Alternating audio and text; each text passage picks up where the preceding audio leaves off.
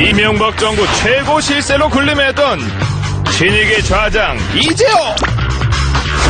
대우나 전도사로 MB정부 탄생에 혁혁한 공을 세웠던 그가 대헌전도사가 되어 돌아왔다.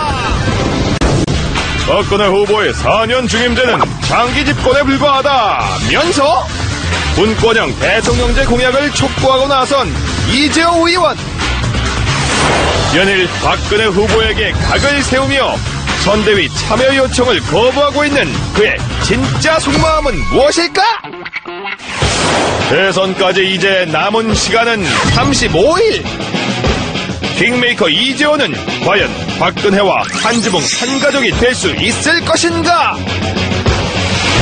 새로운 정치 세력을 꿈꾸는 왕의 남자 이재호 의원을 지금 바로 만나보자.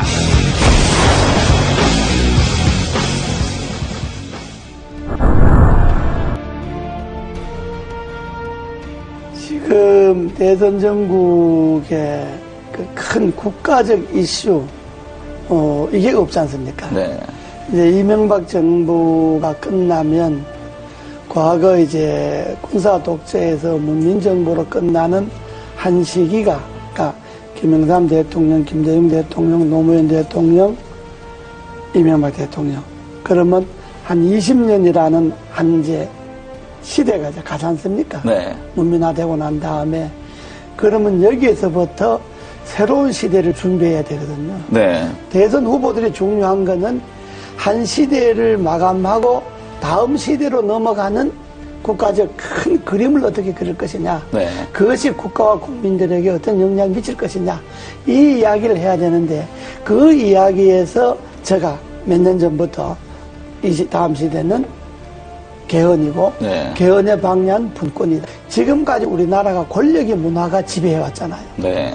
그러니까 큰 권력이든 작은 권력이든 나라의 구석구석에 권력의 힘이 다 이게 미쳐서 그 권력의 힘에 뭔가 좀 가까운 사람만이 뭐 돈을 벌거나 자리를 차지하거나 뭐 이런 소위 나라 풍조가 됐잖아요. 네. 그 이제는 이러한 권력의 문화를 내려놓고 정말로 사람의 문화, 인간적인 문화가 나라 전반에 한번 골고루 퍼져야 된다.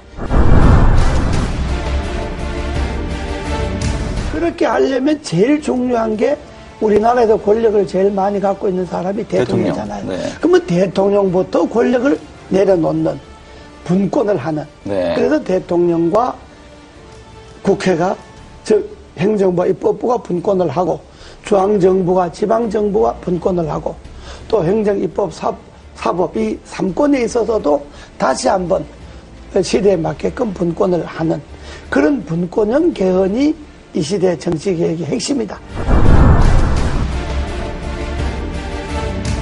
분권을 하다 보면 4년 갖고는 정책이 연관성이 없어질 수 있으니까 한번 중임하는 게 좋다는 거고 분권을 하지 않고 4년 중임하자고 하는 거는 임기 연장에 불과한 거죠. 네. 정권 연장하거나 잘못하면 장기 집권하겠다는 것밖에 안 되니까 네. 그건 지난날에 우리 역사가 말하잖아요. 때문에 그냥 이 권력 이대로 4년 중임제 하자고 하는 거는 매우 위험한 발상이다. 이것이 지금 시대의 분권의 핵심이고 시대 정치개혁의 본질입니다. 여기에 한 정치인의 가치와 철학, 시대에 대한 안목, 미래에 대한 예견 이런 것들이 들어가서 분권형 개헌이 선진국으로 가고 대한민국 위상을 지킬 수 있는 길이다라고 하는 이 안목에서 출발해야지 단순히 권력을 잡기 위해서 이런 말을 하면 표가 좀 더 올 거다 덜 올 거다 이 생각 해갖고 후보들이 이야기하면 안 되죠. 저는 뭐 개헌에 대한 분권형 개헌에 대해서 제일 좋기는 취임하고 1년 안에 하겠다든지 이런 확실한 공약이 제일 필요하지만은 그러니까 그거는 또 저 생각일 수가 있으니까 또 그렇게 생각하지 않는 사람일 수도 있으니까 일단 분권형 개헌을 비롯해서 취임 1년 안에 나라의 바람직한 방향으로 개헌을 하는데 이 시대의 흐름이 나눔이잖아요. 경제도 민주화하자 그러면서 왜 권력을 민주화 안 합니까? 지금 의원들이 분권형 개헌 추진 국회의원 모임을 네. 하나 만들려고 여러 의원들, 여야 의원들이 만들자고 제안이 많이 들어와서 네. 아마 곧 거기 옮겨질 거예요. 하나의 또 세력 개헌 행보의 종착점은 개헌이고요. 네. 분권형 개헌이 되게 하는 네. 게 종착점이고, 되면 저는 제가 주장하고 생각했던 것이 되면 그걸로 이제 정치인이 역할을 다 하는 거고, 네. 다만 정치인들에게만 맡겨서는 정치인들이 개인의 이해관계에 따라서 개헌을 생각하니까 국민들이 힘을 모아서 이 시대의 요구인 분권형 개헌을 하도록 하자. 네. 그래서 전국에 이제 한 4,000명 정도 모여서 창립대회를 했죠, 국민연합. 네. 그러고 이제 16개 시도 분권형 연합이 21일 날 이제 결성이 다 끝납니다. 지금은 한 8개가 결성이 됐는데, 끝나면 각 시도, 시군 분권형 개헌 국민연합 대표들이 한 1박 2일 모여서 장시간 네. 토론을 할 겁니다. 대선에 네. 분권형 개헌 문제를 어떻게 할 것이며, 또 대선 후보들 간의 이 주장을 어떻게 관철시킬 것이냐 하는 것들을 아마 전국 시도연합, 시군연합 대표들이 모여서 네. 한 1박 2일 정도 세미나를 합니다. 국민연합의 대표들이 따로 있고, 국민연합은 내가 주장하는 가치와 철학을 그게 이 시대 흐름에 맞다라고 생각하는 사람들이 네. 전국에 11만 명이 지난번에 분권형 개헌 청원을 했잖아요. 네. 지금 서명 받은 게 한 100만쯤 됩니다. 네, 벌써 그렇게 늘었습니다. 이게 네. 이제 300만 서명을 받으려고 하는데, 이 분권형 국민연합 각 시군 대표 이 사람들은 정치를 안 한 신인들도 많이 있고요. 정치권에 있었던 사람들도 있고. 네. 그러니까 정말로 이 분권이 맞다, 시대 흐름의 분권이 맞다라고 생각하는 일반 국민들이 참여를 해서 11만 명 쉽게 네. 발견해 서명해서 우리가 개헌 국회 청원 나오고. 그렇다면, 그 일반적인 그런 제야단체, 연합, 이런 정치단체가 아니고, 네. 하나의 가치를 두고 뭉친 그러니까요. 그런 시민들, 국민들 그러니까 정파를 모임이기 떠나서 때문에 가치 제안으로 하겠다는 그렇습니다. 거 아닙니까? 모임이기 때문에 그거는 지금 발기인으로 개헌 청원한 것만 해도 12만 명이고, 지금 거기에 가두 서명을 한 사람만 해도 100만 명이 100만 명. 넘으니까 아마 국민연합의 결정이 어느 정도 효과가 있을는지는 아직 모르겠습니다만은, 그러나 대선 전국에 간과해서는 안 될 거예요. 서명한 회원들 100만 명 중에 앞으로 300만 명 서명을 받을 계획인데, 다 안 된다 하더라도 서명한 사람 중에 3분의 1만 어느 한 곳으로 표가 간다면 대단하죠. 그건. 영향을 미칠 수가 있죠. 네. 아직까지 이제 그 가치에 제일 중요한 게 분권형 개헌이잖아요. 네. 그러니까 분권형 개헌 전에 분권이라는 데한 인식. 그렇죠. 지금의 시대는 나눔의 시대다. 나누고 남을 배려하고 양보하고 이런 시대인데, 지금 권력을 잡겠다는 건 그것하고 역행하잖아요. 나눈 것도 독점하고 남을 배려하고 존중하는 것도 자기들에게 필요한 것만 배려가 존중이고, 쉽게 말하면 당 안에서는 대통합도 안 되고 당 안에서는 민주화도 안 되는데, 당 밖에 가서 대통합하고 민주화한다고 하면 그 진정성을 국민들이 어떻게 이해하겠느냐. 이런 점에 볼 때 가치관이, 철학이 같지 않구나. 선거를 앞둔 사람들이니까 여당 후보든 야당 후보든 후보 개인들에 대해서야 이렇고 저렇고 비판할 생각이 전혀 없습니다. 그러나 한 나라의 후보라고 하는 것은 여당 후보든 야당 후보든 지금 정책 발표 하잖아요.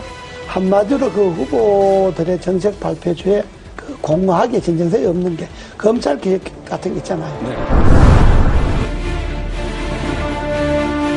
검찰 개혁도 우리 헌법에 보면, 헌법 12조인가에 보면요, 영장 청구를 검사만이 하게 되어 있습니다. 그렇죠. 이게 검찰이 기소 독점으로 이어지잖아요. 네.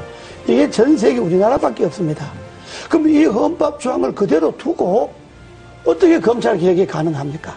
영장은 수사를 할 수 있는 기관이 청구하도록 하고 발부는 법원에서 하도록 한다는 이 조항이 개헌되지 않고 그 개헌을 그대로 놔두고 어떻게 검찰개혁을 할 수가 있겠습니까? 지방분권이 문제잖아요. 네. 지방분권도 지금 헌법에는 뭐가 돼 있느냐 그러면 지방자치단체는 선임하게 돼 있어요. 헌법에.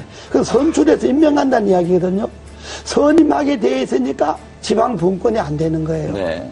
그러니까 헌법을 그대로 이 권력 중심의 제왕적 권력의 헌법을 그대로 두고 뭘 쇄신하겠다 개혁하겠다 하니까 제가 볼 때는 그게 다 이게 잘못된 거다. 그래서 네. 제가 언제 표현을 좀 과했습니다만은 알면 없고 죽저에만 늘어났다는 그렇죠. 이야기가 정치개혁의 핵심인 개헌에 손을 안 대고 권력 분점에 손을 안 대고 그 헌법을 그대로 두고 거기에 가지만 책임 총리제나 정부 통령제도 그렇습니다. 현재 헌법을 그대로 두고 대통령이 총리를 임명하고 해임할 수 있는 권한을 갖고 있는데 어떻게 총리인데 권한이 갈 수가 있겠습니까? 한계가 있는 거죠. 저는 이번에 그 검찰개혁에 있어서 핵심은 헌법에 소위 검사만이 영장을 청구할 수 있다든지 네. 소위 기소 독점이 이거 없어져야 된다고 보는 그게 제 핵심입니다. 예, 헌법 안에서 검찰의 그 독점 권한이 없어지지 않는 한은 그건 뭐 어떤 계획도 될 수가 없고 말씀을 지금 들어보니까 예. 경찰과 뭐 검사 수사를 두고 경찰 다투잖아요. 네. 저는 검찰이 자기 식구가 부패와 부정이 있어서 수사를 경찰이 먼저 하겠다 그러면 경찰이 하는 걸 보고 경찰이 수사를 잘 못했다든지 기소를 하려고 그 경찰에서 넘어온 것을 조사해 보니까 부정한 게 많다든지 이럴 때 검찰이 나서서 조사한다는 옳은데 경찰이 조사한다는 건데 그걸 마치 뺏어가듯이 뺏어가서 검찰이 자기 식구 조사하겠다 그러면 국민들이 그다 자기 지금까지 관행으로 봐서 검찰이 검사 조사한다는 것에 대해서 진정성을 믿겠습니까? 그러니까 그거는 경찰이 조사하는 건 경찰이 조사하도록 놔두고 네. 경찰 조사 결과가 미흡하다. 그러면 검찰이 손을 대야죠.